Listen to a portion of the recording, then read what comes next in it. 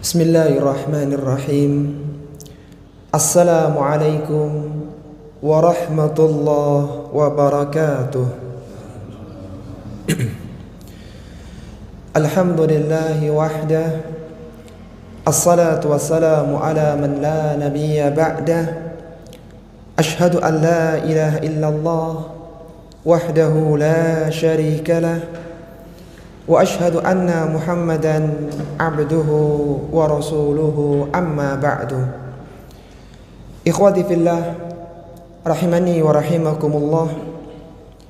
Alhamdulillah, kita bersyukur kepada Allah Subhanahu wa taala atas berbagai kenikmatan yang Allah anugerahkan kepada kita sehingga kita bisa kembali beribadah kepada Allah Azza wa Jalla, hadir di majelis-majelis keilmuan yang semoga dengannya akan memudahkan kita semua masuk ke dalam surga.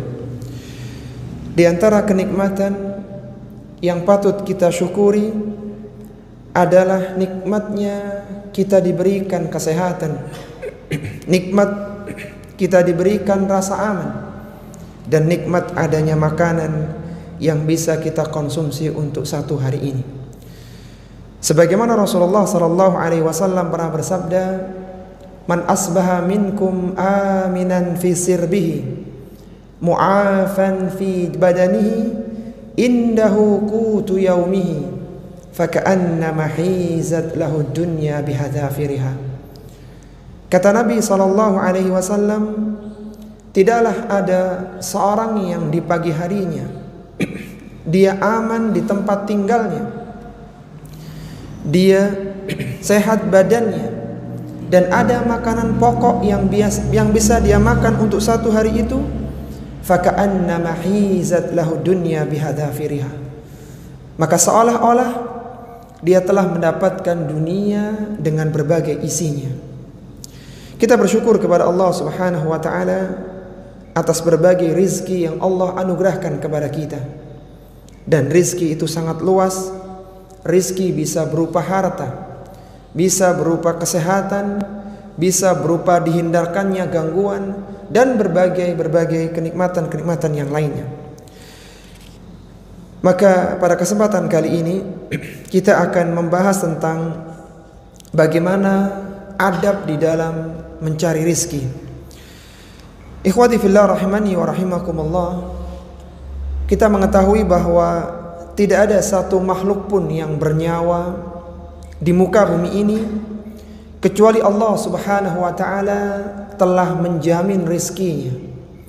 Allah Subhanahu wa taala berfirman, "Wa ma min dabbatin fil ardi illa 'ala Allahi rizquha wa ya'lamu mustaqarraha wa musta'udaha kullun fi kitabim mubin."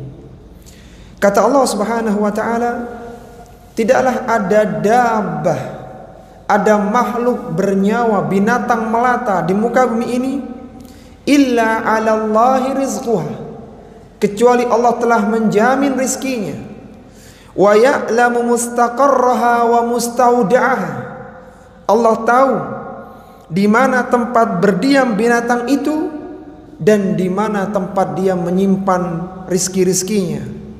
Kullun fi kitabim mubin, semuanya telah tertulis di kitab Lauhul Mahfuz yang nyata. Lihatlah bagaimana Allah Subhanahu wa taala menyebutkan dalam ayat yang mulia ini, surat Hud pada ayat yang ke-6, dengan kata nakirah. Dan kata nakirah adalah kata benda yang tidak diawali dengan alif lam dan biasanya diakhiri dengan tanwin. Dabbah itu didatangkan oleh Allah Subhanahu wa taala dalam bentuk nakirah. Dan kata nakirah apabila dia berada dalam konteks penafian, peniadaan, maka ini menunjukkan keumumannya. Sebagaimana perkataan dari Syekh Abdul Rahman bin Nasir As-Sa'di rahimahullahu taala dalam kitabnya Al-Qawaidul Hisan Al-Muta'alliqah bi Tafsiril Quran. Beliau mengumpulkan 75 kaidah-kaidah di dalam menafsirkan Al-Quran. Maka beliau mengatakan dalam kaidah yang kedua, idza waqa'atin nakirah fi siyaqin nafyi awin nahyi awil syarti awil istifhami dallat alal umumi.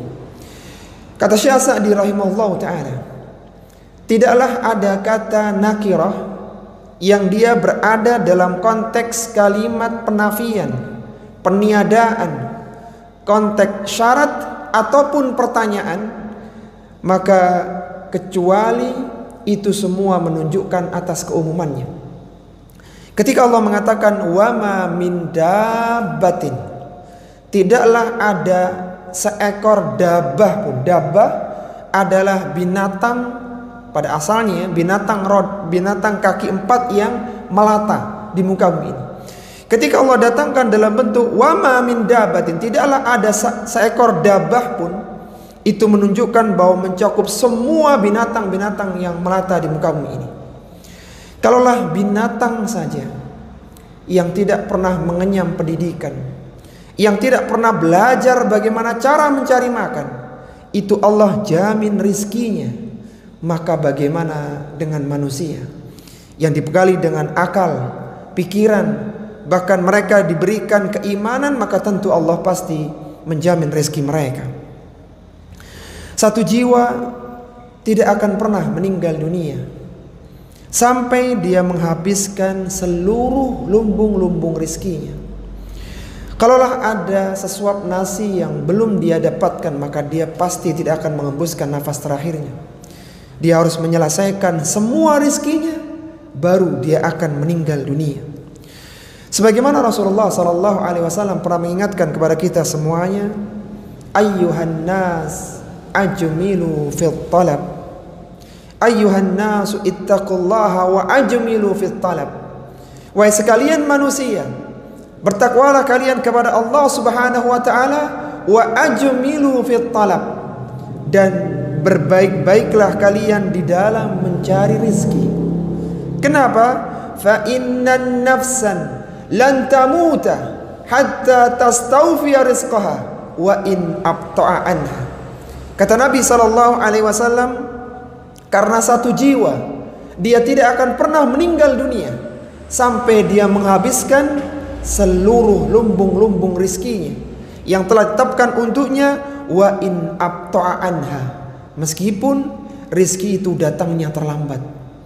Hutang sudah melilit pinggang, tanggungan sudah sangat banyak, dan berbagai himpitan-himpitan yang lainnya, tapi dia harus yakin bahwa dia tidak akan meninggal dunia sampai semua lumbung-lumbung rizkinya dihabiskan untuk dirinya.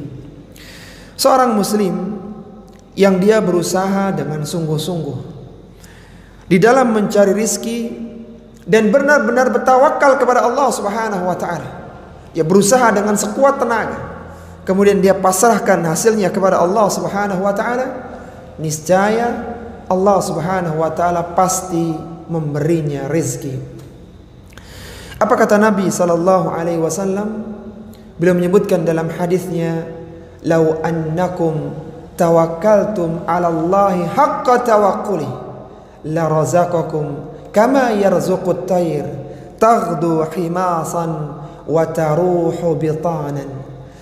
Kata Nabi sallallahu alaihi wasallam, seandainya kalian benar-benar bertawakal kepada Allah Subhanahu wa taala haqqa tawakkuli, dengan sebenar-benarnya tawakal, la razaqakum, sungguh Allah akan berikan rizki kepada kalian, kama yarzuqut thair, sebagaimana Allah berikan rizki kepada burung, taghdu khimasan, dia berangkat pagi dalam kondisi perut yang lapar, wa taruhu bitanan, dan dia tidak akan pulang di sore hari kecuali dalam kondisi perutnya sudah kenyang.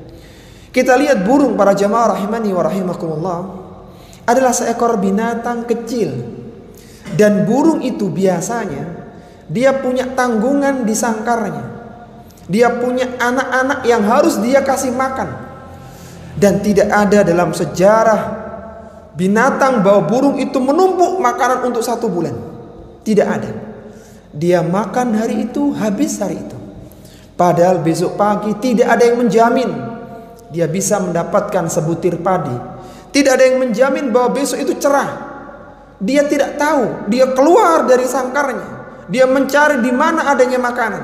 Dan dia selalu pulang ke sangkarnya dalam kondisi kenyang. Bahkan dia bisa membawa makanan untuk anak-anaknya. Maka inilah ibarat yang dijadikan oleh Nabi SAW. Berbeda dengan binatang-binatang yang lainnya. Onta misalnya sudah punya tandonan air di punuknya. Dan demikian binatang yang lainnya. Burung, dia tawakal kepada Allah Subhanahu wa Ta'ala, dan Allah Subhanahu wa Ta'ala menjamin rizkinya. Itulah burung. Bagaimana dengan manusia yang dia belajar, dia tahu perkara-perkara yang bermanfaat, dia bisa melakukan banyak hal kebaikan, maka tentunya Allah Subhanahu wa Ta'ala pasti menjamin rizki untuk manusia. Meskipun rizki manusia telah ditentukan, setiap kita telah ditentukan rizkinya bahkan sebelum kita terlahir ke dunia. Sebagaimana hadis Abdullah bin Mas'ud radhiyallahu taala anhu, yang mana ketika Nabi sallallahu alaihi wasallam menyebutkan tentang penciptaan manusia, ketika janin telah berumur 120 hari, ketika dia telah berumur 4 bulan dalam rahim ibunya, maka Allah Subhanahu wa Ta'ala perintahkan untuk menuliskan 4 hal. Uktub ajalahu wa amalahu wa rizquhu saqiyun aw sa'idun. Kata Allah Subhanahu wa Ta'ala kepada malaikat yang diperintahkan untuk menuliskan takdir, tuliskan untuk anak ini, untuk bayi ini, untuk janin ini, tuliskan ajalnya, amalannya, rizkinya, dan apakah dia nanti menjadi seorang yang bahagia dengan dimasukkan ke dalam surga, atau dia termasuk orang-orang yang celaka dengan terperosok ke dalam neraka. Meskipun kita meyakini bahwa rizki telah ditentukan, tetapi seorang harus tetap menjemput rizkinya. Jadi sebenarnya kita itu tidak mencari rizki, tidak mencari sesuatu yang tidak ada, tapi kita sedang menjemput sesuatu yang jelas pasti adanya. Meskipun demikian, para jamaah rahimani wa rahimakumullah, rizki tidak turun langsung dari langit, tapi rizki itu harus dicari, rizki harus dijemput dengan berbagai usaha-usaha yang dibenarkan dalam syariat Islam. Lihatlah bagaimana Allah Subhanahu wa Ta'ala menyebutkan tentang rizki dalam Al-Quran. Di antaranya di surat Al-Jumu'ah pada ayat yang ke-10, Allah Subhanahu wa Ta'ala menyebutkan, فَإِذَا قُضِيَتِ الصَّلَاةُ فَانْتَشِرُوا فِي الْأَرْضِ وَابْتَغُوا مِنْ فَضْلِ اللَّهِ وَاذْكُرُوا اللَّهَ كَثِيرًا لَعَلَّكُمْ تُفْلِحُونَ. Kata Allah Subhanahu wa Ta'ala, apabila engkau telah selesai dari melakukan salat Jumat, engkau telah mendengarkan adzan Jumat, engkau telah mendengarkan khutbah Jumat, engkau telah selesai melaksanakan salat Jumat, fantashiru fil ardi, maka bertebaranlah kalian di muka bumi ini.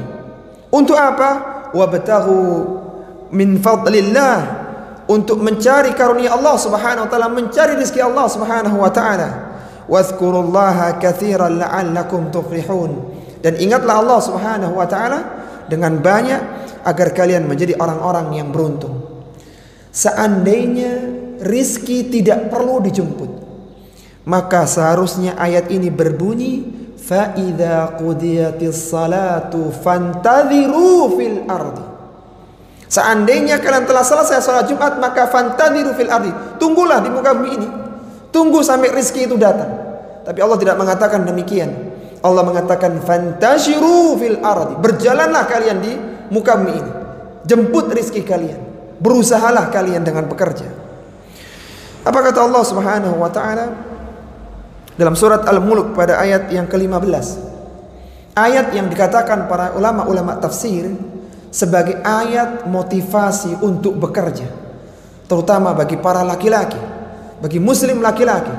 Ayat ini menjadi dorongan agar mereka bangkit bekerja, mencari harta, mencari nafkah untuk istri dan anak-anaknya. Allah Subhanahu wa Ta'ala berfirman, huwallazi ja'ala lakumul arda dalulan famshu fi manakibiha wa kulu min rizqihi wa ilaihin nusyur. Kata Allah Subhanahu wa Ta'ala, Dialah Allah Subhanahu wa taala yang menjadikan bumi ini zalulan. Bumi ini lunak, mudah untuk berpijak, tidak bergoncang, mudah untuk didirikan bangunan, mudah untuk melakukan aktivitas di atasnya. Apa kata Allah? Famshu fi manakibiha. Berjalanlah kalian di penjuru-penjuru bumi. Untuk apa kita berjalan? Wa kulu mir rizqihi. Untuk kalian memakan rizki Allah Subhanahu wa taala. Wa ilaihin nusyur, dan kepadanya lah kalian akan dikembalikan. Kita berjalan untuk memakan buah-buahan, untuk menikmati berbagai makanan yang ada di muka bumi ini. Dan itu semua harus dengan uang, harus dengan harta. Sehingga berjalan artinya berjalan untuk bekerja. Uang yang didapatkan dari pekerjaan digunakan untuk memberi rizki. Maka ini menunjukkan dalil tentang rizki itu harus dijemput, bukan ditunggu datangnya rizki. Apa kata Umar bin Khattab radhiyallahu ta'ala? Ketika di waktu duha, para pemuda sedang asik beribadah di masjid. Mereka tidak berkarya, mereka tidak bekerja, mereka tidak berdagang untuk mendapatkan harta. Maka Umar bin Khattab radhiyallahu ta'ala marah kepada mereka dengan mengatakan, wahai para pemuda, bekerjalah kalian, karena sungguhnya langit tidak menurunkan bagi kalian dhahaban wala fiddah. Tidak mungkin turun emas batangan dari langit, perak tidak mungkin turun dari langit. Kalian harus bangkit bekerja, berkarya, sehingga bermanfaat untuk Islam, kaum muslimin, bahkan dunia. Para jamaah rahimani wa rahimakumullah, seorang muslim yang bekerja itu menunjukkan bahwa dia memiliki kemuliaan, bahwa dia memiliki keutamaan daripada seorang yang meminta-minta. Apa kata Nabi sallallahu alaihi wasallam? Beliau mengatakan, walladzi nafsi biyadihi, demi yang jiwaku berada di tangannya, la an ya'khudha ahadun habalahu fayakhtatibu ala dhahrihi khairun lahu min an ya'tiya rajulan fasa'alahu a'tahu aw mana'ahu. Kata Nabi sallallahu alaihi wasallam, seorang yang dia mengambil seutas tali, kemudian dia mencari kayu bakar di hutan dengan seutas tali itu. Maka kata Nabi, kemudian dia panggul di atas pundaknya, di atas punggungnya, khairun lahu min an ya'tiya rajulan fasa'alahu a'tahu aw mana'ahu. Laki-laki yang seperti ini, dia menjadi kuli panggul, dia harus mencari kayu bakar di hutan, yang mungkin dia tidak mendapatkan harta yang banyak dari pekerjaan itu. Ini lebih baik daripada seorang yang meminta-minta kepada manusia, baik itu dia mendapatkan apa yang diminta atau dia tidak mendapatkan apa yang diminta.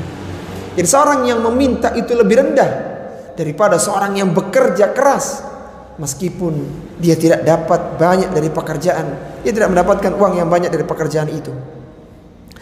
Apa kata Umar bin Khattab radhiyallahu ta'ala anhu, seorang sahabat yang wafat di Madinah tahun 23 Hijriah.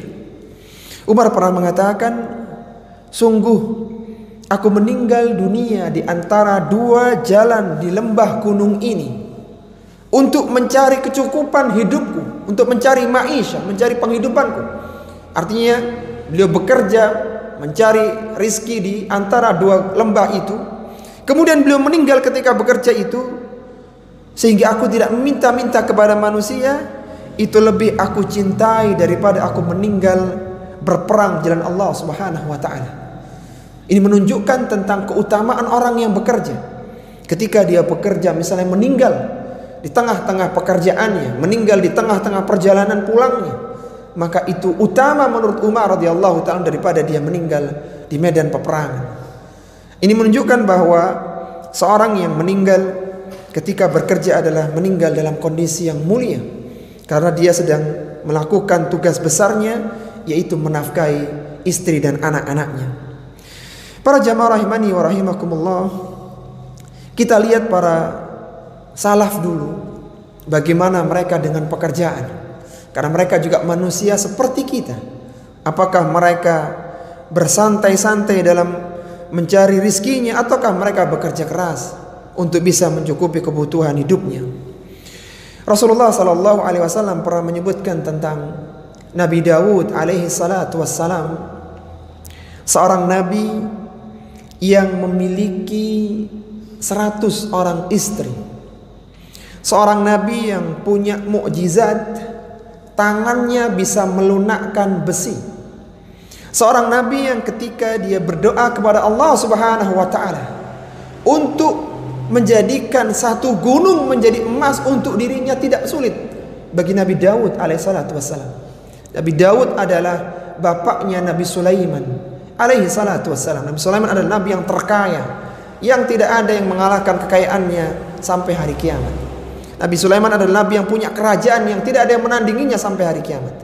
Dan Nabi Daud adalah bapaknya Nabi Sulaiman alaihi salatu wassalam. Nabi Daud adalah salah satu dari nabi Bani Israel.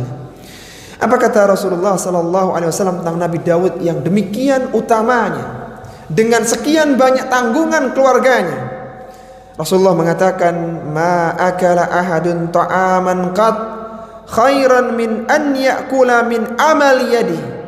Tidak ada seorang pun yang makan makanan yang lebih mulia daripada makanan yang didapatkan dari pekerjaannya. Dia bekerja, dapat uang gajian, kemudian dia belikan makanan, maka makanan itu adalah makanan yang mulia untuknya, makanan yang lebih baik untuknya. Kemudian Nabi SAW menyebutkan, wa inna nabiyallahi Daud, sesungguhnya Nabi Daud alaihissalam kana ya'kulu min amali yadi, beliau makan dari hasil usaha tangannya sendiri. Beliau tidak menunggu datangnya rizki, tapi bekerja untuk mencukupi kebutuhan dirinya dan kebutuhan istri serta anak-anaknya. Apa kata Abdullah bin Mas'ud radhiyallahu ta'ala? Abdullah bin Mas'ud adalah sahabat pertama, sahabat ke-6 pertama masuk Islam. Abdullah bin Mas'ud ini dulunya adalah seorang pengembala domba. Dia gembalakan dombanya orang-orang Arab. Kemudian dia diupah dengan itu, sampai dia bertemu dengan Nabi SAW dan Abu Bakar yang minta seekor domba, kemudian didoakan oleh Nabi, kemudian membesar kantung susunya dan diperah oleh Abu Bakar dan diminum oleh mereka berdua, lalu kembali seperti semula. Maka Abdullah bin Mas'ud pun tertarik dengan Islam, sehingga dia orang ke-6 yang pertama masuk Islam. Artinya Abdullah bin Mas'ud adalah seorang pekerja keras. Dan di masa sahabat, Abdullah bin Mas'ud menjadi sahabat pakar tafsir, karena beliau menghabiskan waktunya untuk belajar Al-Quran kepada Nabi Sallallahu Alaihi Wasallam. Apa kata Abdullah bin Mas'ud yang merupakan ulama tafsir? Abdullah bin Mas'ud yang merupakan orang ke-6 pertama yang masuk Islam, beliau mengatakan, inni la abghudur rajula an araha farighan laisa fi syai'in min amalid dunya wala fi amalil akhirah. Kata Abdullah bin Mas'ud radhiyallahu ta'ala, saya tidak suka melihat laki-laki yang pengangguran, yang tidak ada pekerjaannya. Laisa fi syai'in min amalid dunya, dia tidak memberikan kontribusi manfaat untuk dunia, wala fi amalil akhirah, dan dia tidak sedang menumpuk bekal di kehidupan di akhiratnya. Orang ini tidak bermanfaat untuk dirinya, untuk keluarganya, apalagi untuk yang lainnya. Itu Abdullah bin Mas'ud tidak suka. Beliau suka orang-orang yang bekerja keras.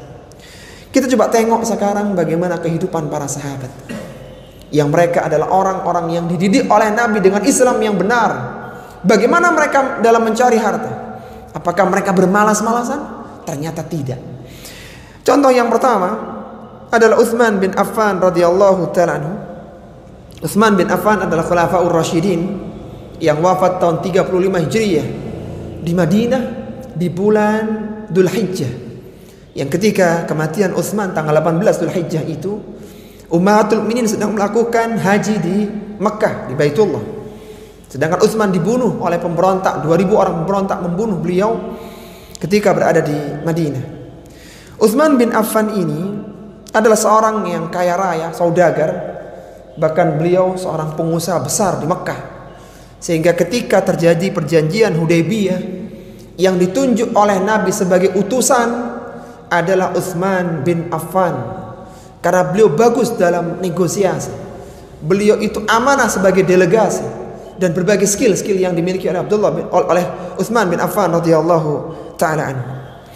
Utsman bin Affan itu sering menginfakkan hartanya di jalan Allah Subhanahu wa taala. Salah satunya adalah di kejadian perang Tabuk. Perang Tabuk adalah perang terakhir yang diikuti oleh Nabi sallallahu alaihi wasallam. Perang Tabuk terjadi tahun 9 Hijriah. Perang Tabuk adalah perang antara kaum muslimin dengan orang-orang Romawi, dengan kerajaan besar, kerajaan adidaya Romawi yang dipimpin oleh Heraklius. Yang mana ketika itu perang itu terjadi di musim-musim yang berat, musim panas.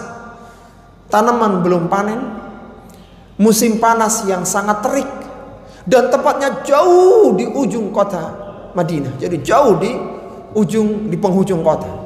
Perjalanannya saja untuk bisa sampai ke Tabuk, untuk bisa menghadapi orang-orang Romawi waktu itu, butuh perjalanan total perangnya itu 40 hari. Rasulullah berada di sana selama 20 hari dan beliau ketika di sana selalu mengqashar salatnya. Sehingga perjalanan itu 10 hari. Berangkat 10 hari, pulang 10 hari, beliau berada di sana selama 20 hari.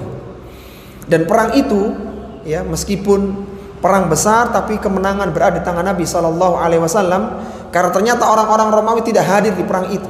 Mereka ketakutan sehingga akhirnya kaum muslimin pun menyatakan kemenangannya.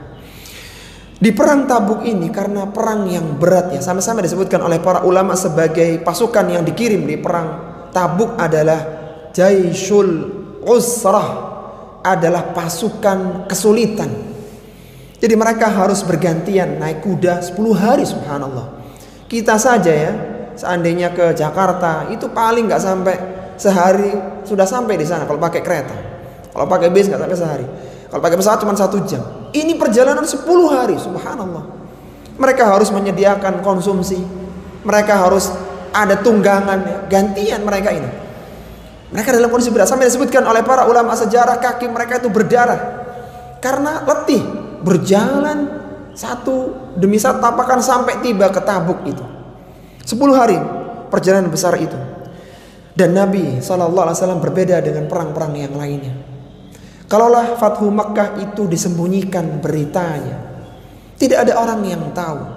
Bahkan ketika Hatib bin Abi Balta'ah ingin memberikan pesan kepada keluarganya di Mekah ketika akan serangan Fathu Mekah itu, maka dibatalkan, digagalkan oleh Ali bin Abi Thalib. Karena ini adalah perang rahasia, berbeda dengan perang Tabuk. Rasulullah SAW terang-terangan membuka donasi. Siapa yang ingin membantu dalam perang Tabuk silahkan. Mau membawa hartanya silahkan, ditunggu di Masjid Nabawi. Silahkan membantu perang Tabuk ini. Karena ini adalah perang yang berat. Musuhnya adalah Romawi. Perjalanan jauh dan waktunya kurang nyaman. Artinya musim panas yang belum ada makanan. Kalau sudah panen mereka bisa membawa kurma untuk bekal. Tidak ada. Ini puncak paceklik, kondisi yang berat. Maka datanglah Utsman bin Affan radhiyallahu ta'ala anhu. Dia membawa 300 ekor unta lengkap dengan perlengkapannya dan ditambah dengan 1000 dinar. Kita coba menghitung ya. Kalaulah 1 ekor unta itu sama dengan harga sapi, kalau saja ya, padahal lebih mahal. Harga sapi sekarang berapa? 20, anggap aja 20 juta ya. 20 kali 300, 20 juta kali 300 berarti 6 miliar, ya kan? 20 kali 300, ya 6 miliar. Kan nolnya kan ditambah 26 miliar. Kemudian ditambah lagi 1000 dinar.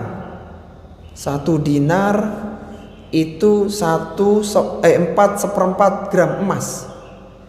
4/4. Anggap aja 1 gram, anggap saja ya 500.000 lah mudahnya. 1 juta sekarang ya. 1 juta berarti 4/4-nya berapa? 4.250.000. Anggap aja 5 juta lah mudahnya ya. 5 juta kali 1000 berarti berapa? 5 miliar. 5 miliar tambah 6 miliar 11 miliar. Kalau diuangkan segitu. Kira-kira ya Utsman bin Affan dapat 11 M itu dengan duduk santai atau kerja keras? Kira-kira aja. Kira-kira. Dan itu hanya salah satu yang disumbangkan di perang. Beliau sudah sering nyumbang perang, gak cuma itu. Banyak. Salah satunya saja. Itu dia bisa menyumbangkan 11 miliar, subhanallah. Itu belum perlengkapan-perlengkapan. Tadi kan sebutkan ada perlengkapannya, onta plus perlengkapannya. Tentunya Utsman kerja keras. Sehingga ada tabungan di rekeningnya, kalau bahasa kita sekarang begitu. Sehingga dia bisa memberikan spontan 11 miliar kepada Nabi SAW untuk berperang. Maka ini menyadarkan kita semuanya seorang yang dijamin surga, selevel Utsman bin Affan. Yang kata Nabi, Abu Bakar fil jannah, Umar fil jannah, Utsman fil jannah, Ali fil jannah. Dijamin surga. Ternyata bekerja dengan luar biasa. Kemudian contoh yang kedua adalah Abdurrahman bin Auf radhiyallahu ta'ala. Abdurrahman bin Auf juga salah satu sahabat yang dijamin surga, salah satu dari mubasysyirin bil jannah, 10 orang yang diberikan kabar gembira dengan surga. Ketika dia mendekati ajalnya, beliau wafat tahun 32 Hijriah. Maka beliau ini mewasiatkan 1.000 kuda dan 50.000 dinar. 1.000 kuda anggap aja sama dengan sama dengan sapi, berarti 1.000 berapa? 2 miliar ya. 2 miliar ya. Begitu, anggap aja begitu. Kemudian 50 dinar. 50 dinar yang tadi satu dinarnya 5 juta ya. Kan dikonversi dulu ke emas. Jadi 5 juta. Jadi 5 juta kali 50 dinar. Kita ngitungnya aja repot ya, apalagi nyarinya gitu ya. 50 dinar, 50 ribu. 50 ribu dinar kali 5 juta. Berapa Pak? 25 miliar. 25 miliar tambah 2 miliar. Berarti 27 miliar, subhanallah. Itu rekeningnya gitu ya, mudahnya gitu. Itu yang dia wasiatkan untuk kaum muslimin. Ini ada harta, kan kita tahu ya wasiat itu kan gak boleh lebih dari sepertiga harta. Jadi kalau orang punya harta 90 juta misalnya, total asetnya berupa tanah, mobil, macam-macam, rekening ya, 90 juta, maka yang diwasiatkan itu maksimal sepertiganya, 30 miliar. Yang gak boleh lebih dari 30 juta, afwan. Dia punya uang 90 juta, maka yang diwasiatkan itu maksimal sepertiga, 30 juta. Nah, kalau Abdurrahman itu bisa mewasiatkan 27 miliar, wis mudahnya 30 miliar aja lah sudah, biar mudah ngitungnya. Kira-kira hartanya berapa total waktu itu? 90 miliar, ya kan? 90 miliar, subhanallah. Abdurrahman bin Auf, Bapak, para jamaah rahimani wa rahimakumullah, adalah pedagang di Mekah. Beliau berangkat hijrah ke Madinah nggak bawa apa-apa. Rumahnya ditinggal, sertifikatnya ditinggal ya, dia mampu hanya bawa yang bisa dibawa. Ditinggal semua aset di Mekah. Tapi jiwa pedagangnya tidak bisa hilang. Dia dipersaudarakan oleh Nabi SAW dengan Sa'ad bin Ar-Rabi. Sa'ad bin Ar-Rabi ini punya rumah 2 lantai. Orang Madinah punya 4 orang istri. Maka ketika dipersaudarakan, ini loh saudaramu Abdurrahman, kamu jangan sungkan kalau minta kepada saudaramu di Madinah. Maka Sa'ad bin Ar-Rabi mengatakan, wahai saudaraku Abdurrahman, aku punya rumah 2 lantai. Silakan kamu pilih, boleh lantai 2 itu rumahmu, kalau enggak lantai 1. Maka dia milih salah satunya. Aku punya 4 orang istri, kalau ada yang cocok aku ceraikan, silakan kau nikahi. Maka Abdurrahman tidak mau. Abdurrahman hanya minta, tolong wahai saudaraku tunjukkan jalan ke pasar. Kemudian ditunjukkan di Madinah itu ada hipermarket raksasa zaman itu ya. Namanya Pasar Besar Bani Qainuqa. Yang ownernya itu orang Yahudi. Yang memegang ekonomi di sana orang Yahudi. Jadi pedagangnya itu orang Yahudi. Mereka banyak dagang di Madinah dan mereka menguasai ekonomi Yahudi. Maka Abdurrahman mulai dagang dengan modal yang dia bawa di Mekah. Dagang terus sampai akhirnya yang tadi kita sebutkan, yang hartanya sekitar 90 M ketika meninggal dunia. Bahkan beliau dijamin surga.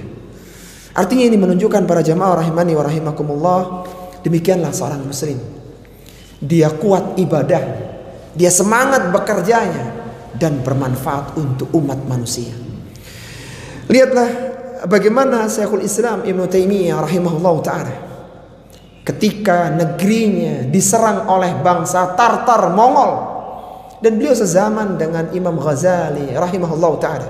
Imam Ghazali waktu itu berkeyakinan dengan keyakinan tasawuf. Kita tahu ya, Imam Ghazali ini ulama yang luar biasa, tapi beliau berpindah-pindah dalam satu keyakinan yang lainnya. Beliau sempat menjadi seorang filsafat, kemudian taubat dari filsafatnya dengan menulis buku Tahafutul Falasifah, kerancuan orang-orang filsafat. Beliau pernah juga menjadi seorang sufi tasawuf, dan beliau akhirnya berujung dengan Ahlus Sunnati wal Jamaah. Ketika di masa itu bertemulah Syekhul Islam Ibnu Taimiyah rahimahullah ta'ala dengan Al-Imam Al-Ghazali. Al-Imam Al-Ghazali adalah dosen di madrasah nizamiyah. Madrasah, namanya madrasah ya. Madrasah itu sekarang bahasa artinya sekolahan. Tapi madrasah itu waktu itu yang dibangun oleh Perdana Menteri Nizam Al-Mulk. Jadi beliau membangun sekian banyak kampus kalau bahasa kita sekarang. Dan salah satu dosennya adalah Imam Al-Ghazali, salah satu pengajar di situ. Sehingga Imam Al-Ghazali dengan karyanya Ihya Ulumuddin lebih dikenal karena dosen dia menyebarkan tulisan-tulisannya meskipun banyak koreksi untuk kitab Ihya Ulumuddin itu. Ibnu Qudamah rahimahullah ta'ala, beliau bukan seorang pengajar di madrasah nizamiyah, berusaha membuat karya menandingi Ihya Ulumuddin, yaitu Minhajul Qasidin. Tapi sayang, karya itu tidak terlalu terkenal karena lebih dulu Ihya Ulumuddin daripada Minhajul Qasidin, dan ditulis bukan seorang akademisi. Maka lebih terkenal Imam Al-Ghazali rahimahullahu ta'ala. Ketika itu Imam Al-Ghazali itu bertemu dengan Syekhul Islam Ibnu Taimiyah ketika ada serangan Tartar. Imam Al-Ghazali asik dengan ibadahnya di masjid. Padahal Tartar telah melakukan banyak kerusakan, mabuk, dan membunuh kaum muslimin ketika itu. Syekhul Islam mengajarkan umat dengan tauhid. Ketika umat telah kuat tauhidnya, maka diajak untuk berjihad mengusir Tartar Mongol dari negaranya, dan akhirnya berhasil. Sedangkan Imam Al-Ghazali hanya berada di masjidnya, hanya pasrah, tidak berusaha. Dan lihatlah bagaimana seorang yang benar akidahnya akan dibimbing di dalam langkah yang tepat, yaitu dia bekerja, dia berjihad sesuai dengan aturan Allah Subhanahu wa ta'ala. Taib, itu semua hanya muqaddimah para jamaah rahimani wa rahimakumullah. Intinya adalah bagaimana adab dalam mencari rizki. Setelah kita tahu rizki itu harus dijemput, rizki itu sudah ditentukan, maka ada adab yang perlu kita perhatikan di dalam mencari rizki. Apa adab yang perlu kita perhatikan? Ada 5 adabnya. Yang pertama adalah kita harus menempuh cara yang halal di dalam menjemput rizki. Ingat, halalnya satu rizki itu terbagi 2. Ada halal secara zatnya, dan ada halal cara mendapatkannya. Halal secara zatnya ini tidak bermasalah ya. Jadi dia bukan khomer, dia bukan babi dan semisalnya, halal dia secara zatnya. Kemudian halal pula cara mendapatkannya. Uang 100.000, tapi kalau didapatkan dengan cara mencuri, uangnya halal, tapi ketika didapatkan dengan cara mencuri maka jadi haram. Ketika didapatkan dengan cara korupsi jadinya haram. Dan kehalalan itu akan ditanyakan oleh Allah Subhanahu wa ta'ala. Khusus untuk masalah rizki, pada hari kiamat Allah tidak tanya 1 kali, tapi Allah tanya 2 kali. Dari mana dia mendapatkan dan kemana rizkinya dialokasikan. Ini khusus pertanyaan masalah harta. Sebagaimana Nabi SAW bersabda, la tazulu qadama bani Adam yaumal qiyamati inda rabbih hatta yus'ala an khamsin. Tidak akan bergeser kaki anak Adam pada hari kiamat sampai dia ditanya tentang 5 hal. An umrihi fima afnahu, wa an shababi fima ablahu, wa malihi min aina iktasabah, wa fima anfaqah, wa madza amila fima alima. Kata Nabi SAW, seorang akan ditanya pada hari kiamat dan dia tidak akan bergeser di hadapan Allah Subhanahu wa ta'ala sampai dia menjawab 5 pertanyaan itu. Allah akan tanya tentang umurnya untuk apa. Allah akan tanya tentang masa mudanya digunakan untuk apa masa muda dulu. Dan Allah akan tanya tentang hartanya. Min aina iktasabah, dari mana dia dapat uang sebanyak itu. Wa fima anfaqah, dan kemana dihabiskan uang itu. Untuk beli apa saja dulu ketika di dunia, Allah akan tanyakan. Maka hisab untuk orang kaya jauh lebih lama dibandingkan dengan hisabnya orang miskin, karena harta mereka tidak banyak.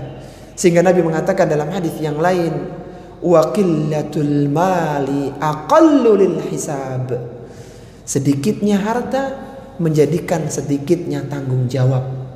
Tapi manusia rata-rata suka banyak harta sehingga berpotensi untuk hisab di sisi Allah Subhanahu wa ta'ala. Jadi cara yang pertama, pastikan rezeki kita didapatkan dengan cara yang halal, baik itu caranya maupun zatnya. Kemudian yang kedua adalah tidak boleh mendolimi orang lain. Jangan sampai bekerjanya kita itu mendolimi orang lain, kita melakukan kezaliman ya, terhadap orang lain yang juga mencari makan di tempat pekerjaan yang sama dengan kita. Karena kezaliman itu terhadap manusia ya adalah kezaliman yang tidak akan Allah biarkan. Kezaliman yang Allah pasti akan mintai pertanggungjawaban. Kezaliman itu ada 3 para jamaah rahimani wa rahimakumullah. Pertama adalah kezaliman yang tidak akan Allah ampuni, yaitu kezaliman besar berupa kesyirikan kepada Allah Subhanahu wa ta'ala. Allah menyebutkan dalam Al-Quran, inna syirka la zulmun azim. Sesungguhnya kesyirikan adalah kezaliman yang besar. Pelaku kesyirikan yang meninggal dunia, dia tidak bertaubat, dia belum bertaubat kepada Allah Subhanahu wa ta'ala, maka Allah tidak akan mengampuni dosanya, karena kesyirikan dosa yang sangat besar. Kemudian kezaliman yang kedua adalah kezaliman seorang hamba yang pasti Allah ampuni, yaitu dosanya hamba kepada Allah yang dia telah bertobat dengan dosa-dosa itu. Allah pasti akan mengampuninya. Kata Nabi SAW, at-taibu minadz-dzambi kaman la dzamba lahu. Seorang yang bertobat dari dosanya seperti orang yang tidak punya dosa. Kemudian kezaliman yang ketiga adalah kezaliman antar sesama manusia. Kezaliman ini yang tidak akan Allah biarkan. Kezaliman ini yang akan Allah mintai pertanggungjawaban. Sampai-sampai ketika Rasulullah menyebutkan tentang keutamaan mujahidin, orang yang berperang berjihad di jalan Allah Subhanahu wa ta'ala, beliau mengatakan yughfaru kulla dzambin illa dain. Diampuni semua dosa orang-orang yang berjihad di jalan Allah Subhanahu wa ta'ala. Diampuni semua dosa para syuhada, illa dain, kecuali hutang tidak bisa otomatis lunas. Sehingga Nabi dulu ketika merekrut pasukan, di antara syaratnya orang ini nggak boleh punya utang. Karena kalau punya utang, siapa nanti yang bayar utangnya? Nggak ada. Dia nggak boleh ikut perang. Jadi hutang tidak otomatis lunas ketika jihad, harus selesaikan terlebih dahulu. Itu hutang. Bagaimana kalau itu pencurian? Wal'iyadzubillah. Sehingga Rasulullah mengatakan, ittaqu zulma fa inna zulma zulumatun yaumal qiyamah. Takutlah kalian terhadap kezaliman, karena kezaliman itu kegelapan pada hari kiamat. Kita tahu orang yang muflis, orang yang bangkrut, kata Nabi. Orang yang bangkrut adalah orang yang datang pada hari kiamat dengan membawa pahala sholat, pahala zakat, pahala puasa.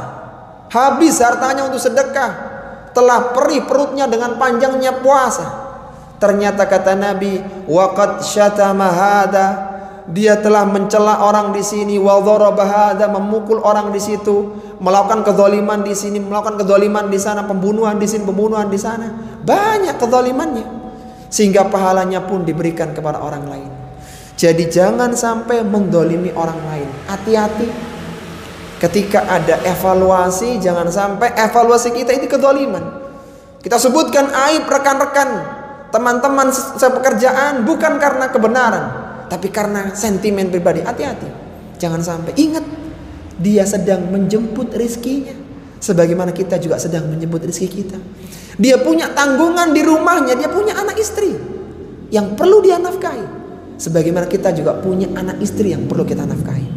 Jadi jangan sampai mendolimi orang lain di dalam pekerjaan.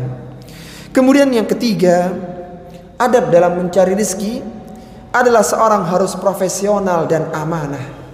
Dia harus punya skill dalam menyelesaikan pekerjaannya, dan dia harus amanah dalam tanggung jawab pekerjaannya.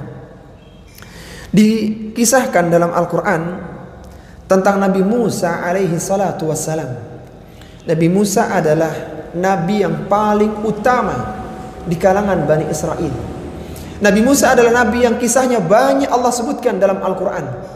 Nabi Musa adalah seorang nabi yang ketika memukul musuhnya dengan sekali pukulan langsung mati. Nabi Musa ini punya kekuatan yang luar biasa. Dan dikisahkan Nabi Musa ini bertemu sezaman dengan Nabi Syu'aib alaihi salatu wassalam. Nabi Syu'aib adalah nabi yang semua anaknya wanita. Jadi nabi itu ada yang semua anaknya laki-laki, Nabi Ibrahim. Ada yang nabi yang semua anaknya wanita, Nabi Syu'aib salah satunya. Dan ada nabi yang punya anak laki-laki, punya anak wanita, Nabi Adam, Nabi Muhammad SAW. Dan ada nabi yang gak punya anak, Nabi Isa alaihi salatu wassalam. Nabi Syu'aib adalah salah satu nabi yang punya anak, 2 anak perempuan ya. Dan waktu itu usia Nabi Syu'aib sudah sepuh. Maka yang mencarikan air ya putri-putrinya. Karena waktu itu ya sumber air itu didominasi para laki-laki, jadi mereka harus menimba air. Maka putrinya Nabi Syu'aib ini cuma bisa nunggu kapan tempat sumur itu sepi, sehingga mereka bisa mengisi jerigen air ya. Sampai datanglah Nabi Musa alaihissalatu wassalam. Kemudian Nabi Musa pun menawarkan diri untuk mengisikan air. Nabi Musa dengan kelincahannya, dengan kekuatannya bisa menerobos kerumunan manusia, kemudian menimbakan air sampai dikembalikan lagi ke putri-putrinya Nabi Syu'aib alaihissalatu wassalam. Nah, setelah pulang putrinya ini cerita kepada bapaknya Nabi Syu'aib yang sudah sepuh.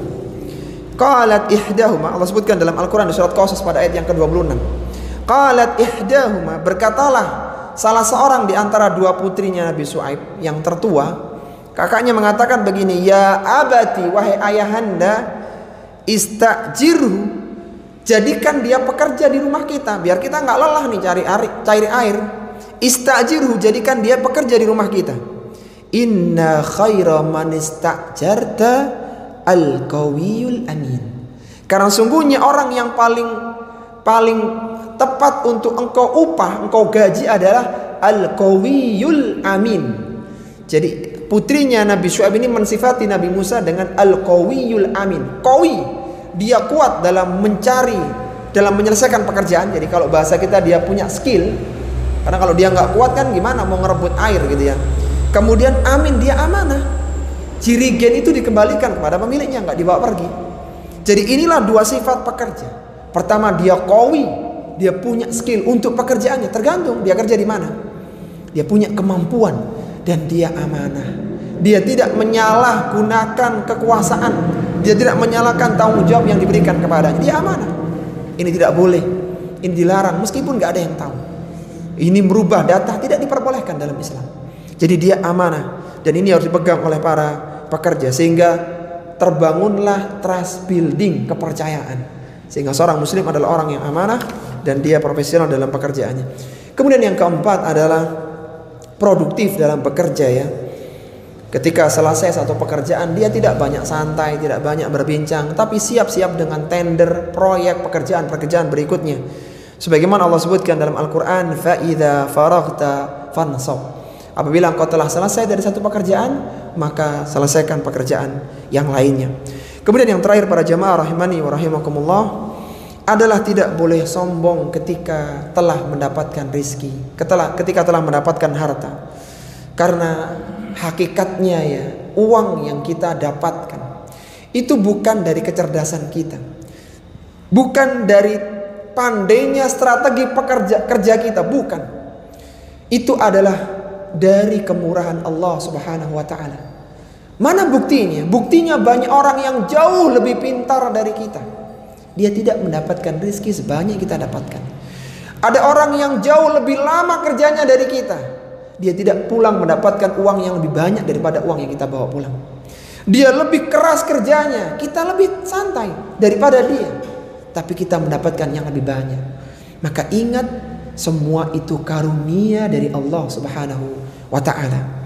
Apa kata Allah Subhanahu wa ta'ala dalam Al-Quran? Allah mengatakan, ma asaba min musibatin fil ardi wala fi anfusikum illa fi kitabim min qabli an nabraha. Tidaklah ada musibah yang menimpa kalian kecuali Allah tetapkan di kitab Lauhul Mahfuz. Inna dzalika 'ala Allah yasir. Yang semua itu mudah bagi Allah Subhanahu wa ta'ala. Kenapa Allah sebutkan seperti ini? Likaila ta'sau 'ala ma fatakum wala tafrahu bima atakum. Agar kalian tidak terlalu sedih dengan apa yang hilang. Uang yang sudah dijaga, dicari dengan sulit, ternyata qadarullah keliru transfernya, ternyata naudzubillah diambil orang, ternyata jatuh di tengah jalan. Semua sudah lepas dari kalian, maka kalian tidak terlalu bersedih. Wala tafrahu bima atakum, dan kalian tidak terlalu bangga. Ini loh, saya punya gaji sebesar ini sekarang. Biasa saja, karena semuanya itu Allah yang mudahkan. Kita harus ingat bahwa rizki yang kita dapatkan itu amanah. Rizki adalah karunia dari Allah Subhanahu wa ta'ala yang kita harus mengalokasikan di jalan-jalan yang diridai oleh Allah Subhanahu wa ta'ala. Ini para jamaah rahimani wa rahimakumullah, tentang adab dalam mencari rizki. Sebelum kita akhiri, kalau ada hal yang ingin didiskusikan, dipersilahkan.